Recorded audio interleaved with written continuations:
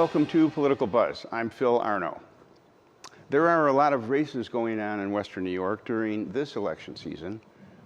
If you're a voter, you tend to be flooded with information and promises and opinions about what should be done, what has been done, problems, solutions. I don't care what office you're looking at. Chances are you hear what you heard last election and the election before last election and the one before that. It's funny how often we hear politicians say, we have to spend more taxpayer money. Wait, did I just say that? Do politicians and political leaders tell us they're going to spend more of your money? No, is that how they get elected? Well, yeah, I guess, but no. Let's face it. You know, hey, government is there to spend your money, period. They say they're there to serve you and to protect you, and that's true, but government officials, they all too often, they get into a job and they have a budget. And if they're very efficient and they save money and come in under budget, guess what happens? Their next budget, they get less money. And, well, that's not good. I do a good job, and hey, they take away what I have to work with. I get punished for doing a good job. You see the problem. Why save money? And after all, it's not even coming out of their pockets. So government never really shrinks. It's not made that way. Oh, and them telling you that they're going to spend more of your money, well, they like to phrase it a little differently. They don't want to spend more of your money. They want to invest in the future. Invest. That sounds much better. Well, my guest on this Political Buzz has spent the last several years, believe it or not, saving you money. As Comptroller of Erie County, Stefan Mychajliw has constantly been calling attention to government waste and overspending. That was his job. Now Stefan is running for supervisor of the town of Hamburg. And now it's my pleasure to welcome Stefan Mychajliw to the show. Welcome, and we're going to get right into it. Sure. We do hear a lot about cutting taxes, and we're going to be different. Every candidate has their own story. You're running against Randy Hoke. I don't know much about your opponent. We'll get into a little bit about what I saw on his website for his platform. We know we're familiar with you. I'm familiar with you because you've been controller for the last several years. And your record is that you've kind of been riding herd over the county budget, and you have legitimately tried to have a control over excessive spending and the efficiency. So your track record is kind of trustworthy there. We right. know what you've done. Tell us a little bit about why you want to be supervisor in the town of Hamburg. It's a great question. I want to cut taxes, and cut taxes. You know, I've been going door to door for many months now, and I talk to seniors on a regular basis. And it's heartbreaking to hear the elderly say, my tax bills are so high that I have a hard time paying for prescription drugs. I have a hard time putting food on the table because by the end of the day, when I pay my tax bill, I don't have enough. And I think Hamburg taxpayers deserve real reform. They deserve a real tax cut. And when I first ran for county controller, I told myself I would serve 2 terms, just like a citizen legislator, which is what our founding fathers wanted. And I would look at other opportunities to serve. And my wife and I are raising our 3 children in Hamburg. We're having another baby on the way. It's due St. Patrick's Day in March. I love Hamburg. I want to make a difference. And I really want to make our town a better place. And the way you do it is by cutting taxes, putting in term limits to make sure we don't have self-serving politicians in office forever, and also making sure we fully fund our police, that we have a safe community where people will want to raise their family, bring their business, and cut taxes at the end of the day, because our seniors deserve it, our families deserve it, and our businesses deserve it. Well, you very rarely hear somebody running for office who out and out says they're going to cut taxes. They promise that. It becomes a question of whether or not that can actually happen or whether it's just a promise. You know, so people are so used to taxes remaining or increasing all the time, because that's basically what government is all about. Government almost never shrinks. Right. In the history of government, it's never really gone down. It always grows. So people are used to the fact that government grows, and then they become a little bit concerned when somebody says, well, we can cut taxes, but that's not going to influence your lifestyle, your services, your quality of life. How can we do that? I always say, judge a tree by its fruit. It's very simple. What you do speaks so loud, I cannot hear what you say. And so you mentioned my opponent. He's endorsed by the Working Families Party and is an avowed radical socialist. And their platform is defund the police. And in his questionnaire to the Working Families Party, my opponent was very blunt and said, if there's any kind of budget shortfalls, we will raise taxes. That is the kiss of death for growth in Hamburg. It will damage seniors. It will hurt our families. I will cut taxes. And if I need to make very difficult decisions about how services are provided in the town of Hamburg, I'll work with stakeholders to say, how can we improve services and deliver those services that taxpayers deserve at a price we can afford. And so I think it's incredibly important that we cut taxes. I have that track record of fighting for tax cuts in Erie County, and I'm going to do the same in Hamburg. I have two very dear family friends with children, young families, who lived in the region up until about a month ago and said, we're moving to Florida. They packed up their family, they moved to Florida. Why? Because of high taxes. They can save hundreds of thousands of dollars with their private business by moving it to Florida. They save personal taxes by moving to a state that basically has a lower tax rate than Erie County in New York. And so that is the main issue that families always talk to me about when I go to the door and I meet seniors is, please cut my taxes. And I'm going to, as Hamburg Supervisor. Well, whenever I hear someone, a politician, a government official, say that we're really in a budget crunch, that we have to extend our credit limit or raise taxes, that we have this horrendous problem because we're running out of money. I want to shout at the TV set, cut spending. Stop spending money, because your wife comes to you and says, I want to take out a loan, and you say, why? And she says, well, because I owe this much on our credit card, I need to pay the credit card. That's what they're saying in government. We need to extend our credit limit, and why? Well, if we don't do that, we won't be able to pay what we borrowed. And that is, it's like some kind of a bizarro world that we can't live with if we as individuals do that, but government is supposed to be able to get away with that. No one in their family would ever pay their recurring monthly expenses out of their savings account. Why? Because eventually you're going to run out of money.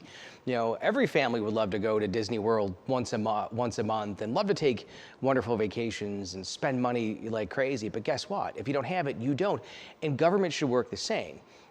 As Erie County Controller in Erie County, there are numerous instances where the government actually borrows money to fix parks and invest in our infrastructure, and they never spend it and make the repairs. So that's like a homeowner basically taking out a $200,000 loan to fix their house, paying interest on it, and then never making the repairs and never spending the money.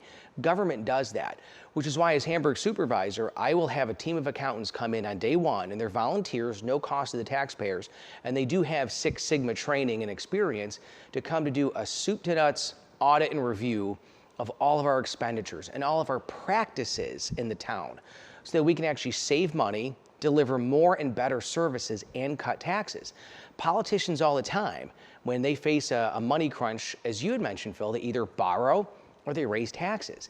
That is a backwards mentality that has killed our communities for generations. Here's how you do it. Hamburg, we have phenomenal schools. We have a great school district. It's one of the reasons why our family moved there. If we cut taxes and make it a place where businesses and families want to move, that's how we generate more revenue, is by increasing and strengthening the tax base by saying, you know what? Our taxes are low in Hamburg, our schools are phenomenal. If you're a business, we'll roll out the red carpet and do what we can to make sure that you survive and thrive. That's how you raise revenue in a town. You don't do it by raising taxes, you don't do it by government borrowing, and you certainly don't do it by increasing spending. Well, you mentioned seniors, complaining that they're making it hard on seniors to make ends meet. I'm sure during this campaign you've knocked on a lot of doors and talked to a lot of residents. Generally, other than the seniors that you've talked to, what kind of feedback are you getting in the town? What other problems are being faced? Without a question, taxes is the highest and most important issue that people talk about. The next one is public safety. I mean, if you recall, just very recently, Buffalo burned like Portland. It burned like Portland. People attacked police officers, they tried to burn down City Hall, and businesses were damaged and destroyed. And individuals don't want that in the town of Hamburg. And so public safety is incredibly important, which is why I have a platform to fully fund our police. People want to feel safe and they don't want to pay high taxes. It's very basic and simple. And I think as supervisor, we need to fully fund our police and beware of any politician, of any political party that says, we're going to defund the police, we're going to reallocate police resources. Well, those are just trigger words to say we're going to cut a police budget and move money elsewhere. Funding police is really important. Well, we've reached out to Randy Hoke, your opponent, to appear on the show. We haven't heard back. But I did get onto his site and I read some of his platform. He says on his platform 100% funding for police, but there's also kind of a caveat there. He's listing a committee that calls itself Police Reform and Reinvention Collaborative Committee. I don't know what that committee is. I'll have to look into it, but it sounds a little bit like he wants to change the police force. And there's also another committee called the Hamburg Coalition for Equity and Inclusion. And that is, I believe, listed on his platform as a way to make the police force a little bit more diversified. I think those are buzzwords that radical socialists use when they don't want to say the phrase defund the police. It is a fact that my opponent signed his name and is incredibly proud to be the endorsed candidate of the Working Families Party, the same Working Families Party that endorsed India Walton, AOC, and Bernie Sanders. I would never, ever accept an endorsement from the Working Families Party because their main goal, and it's stated on Twitter, defund the police. So anyone that runs on the Working Families Party line, they are representing radical socialists whose mission, just like India Walton, AOC, and Bernie Sanders, to defund the police.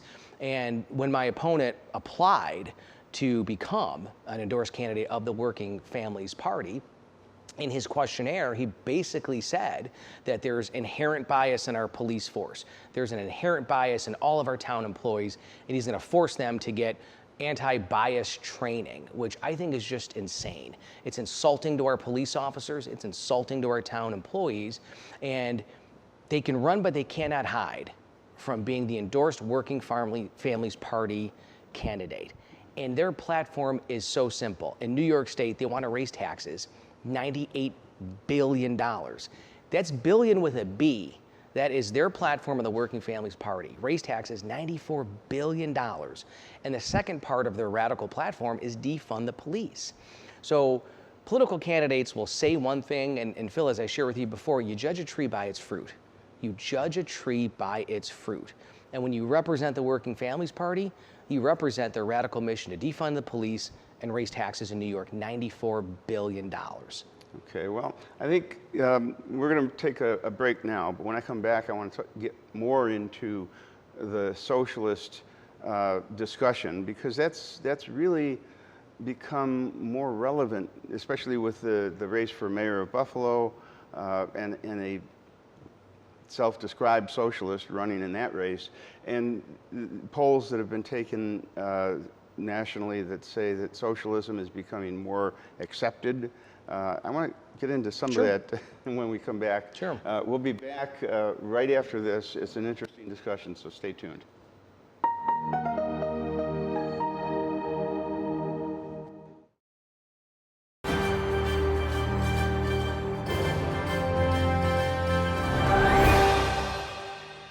Continuing our conversation with Stefan Mychajliw, who is running for town supervisor in town of Hamburg. Stefan, when we stopped just a minute ago, we were talking about socialism, and that has become a topic of conversation throughout the country in recent months and in the past year or so. There's been polls that say that socialism is becoming quite acceptable in a large number of people throughout the country. Something like 40% or 40-some% of people polled say that socialism isn't all that bad. A generation ago, when I was growing up, that would have never happened. What has changed? Unfortunately, it's a younger generation that doesn't truly know or have that firsthand experience of talking to relatives to know exactly what socialism is. You know, I come from a family of immigrants. My family escaped a communist regime, and it's sad and tragic for me, a first-generation American, to hear that a lot of these radical socialists want to turn America into the country that my family fled. I know firsthand the horrors of socialism and communism. My family went through hell to come to America to give me a better life and rights and freedoms that they never would have experienced living under a communist regime. And a lot of these younger voters have no clue or concept of what real socialism is. You know, and I believe, as Margaret Thatcher said, socialism is great until you run out of other people's money. And it's incredibly damaging to our governments and our communities if this ever takes root in Hamburg or the city of Buffalo.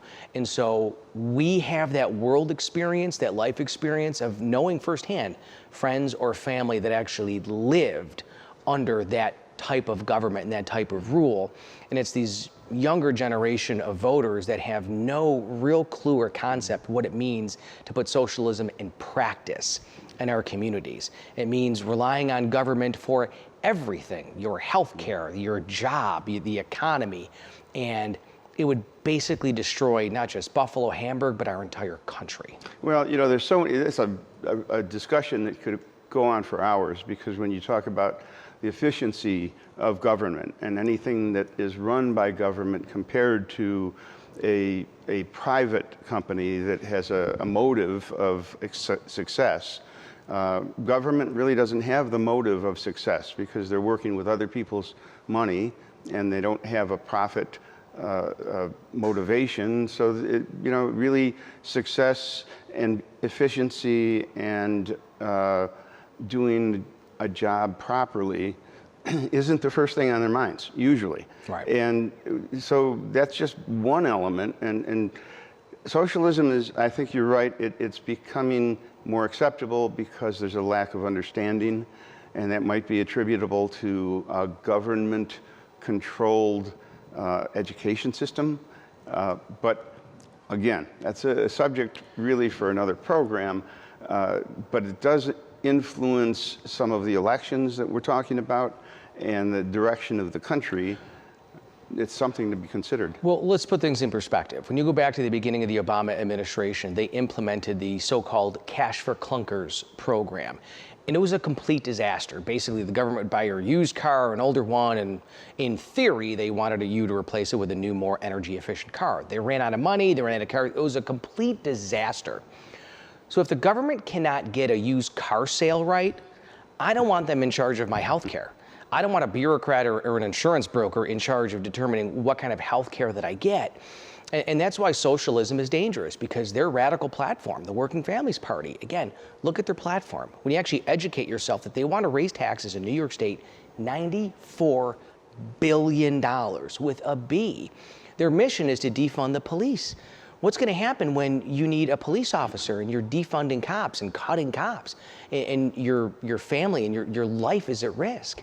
So in theory, all of these rainbows and butterflies around socialism sounds wonderful. Hey, the government's going to pay for everything. But in practice, it would be a complete disaster for seniors and taxpayers. Well, you have to understand human nature, and although the concept of socialism sounds terrific. I mean, the objective is everybody has what they need and everything is fair.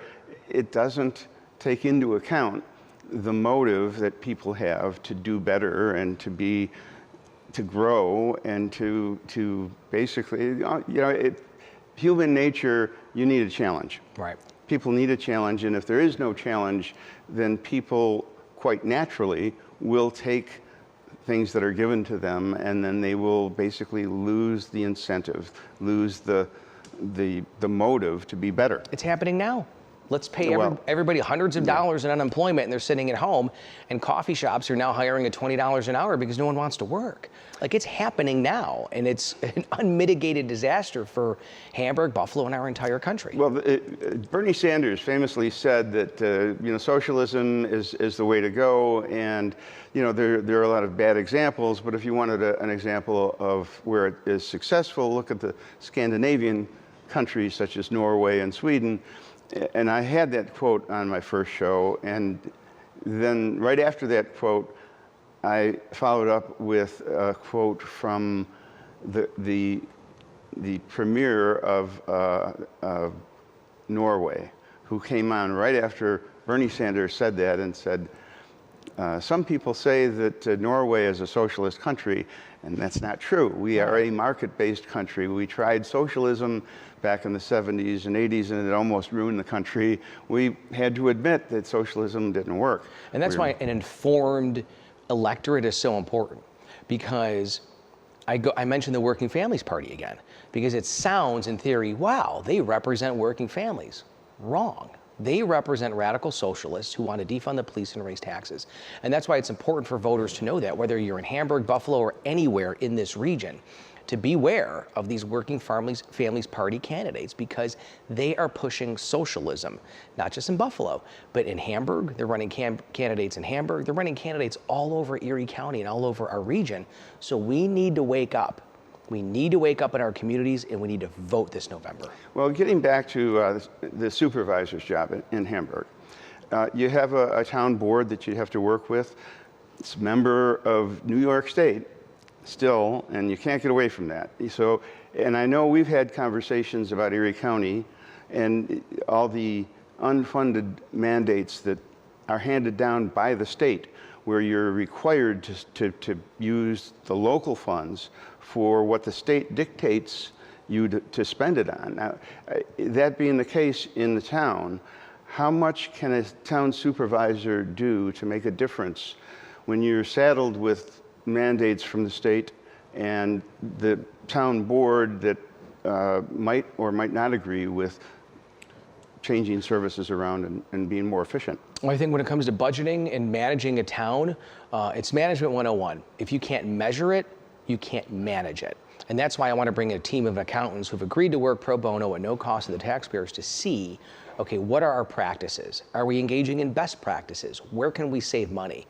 So that the last thing we ever do is even think about raising revenue on already struggling taxpayers. So we don't have to do that. And yes, there are unfunded mandates from New York State, but I think it's incredibly important to work with fellow board members, whether they're Republicans or Democrats. And politics is different than governance.